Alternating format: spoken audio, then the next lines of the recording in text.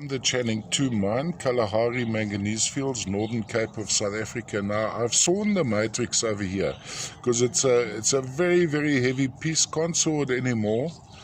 Well, it must weigh over half a kilo. So from a postage point of view, quite pricey to post, yet quite an exquisite example of what I think we're looking at Gaudefroyat here. The Mangano Vesuvianite would be very similar to the Gaudi, just it would be red, and I don't see any reddishness here. So the tiny little needle-like crystals, most likely Gaudefroyat, could also be a manganite, but I seriously doubt that.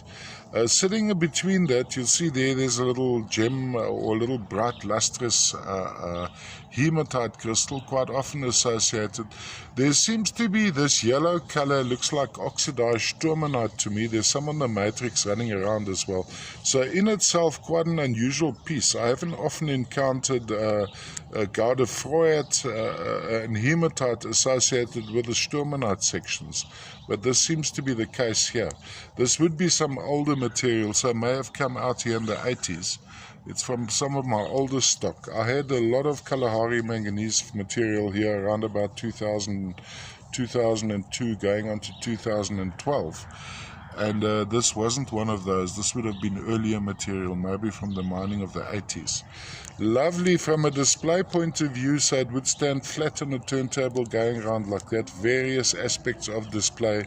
Please note that the camera does slightly overexpose with this dark black. And then looking from the top down, you have this effect where you have these little bushes of black to silver metallic needles, and here and there you have little hematite crystals sitting across that, and of course the yellowish color of what I suspect to be sturmanite offsetting slightly.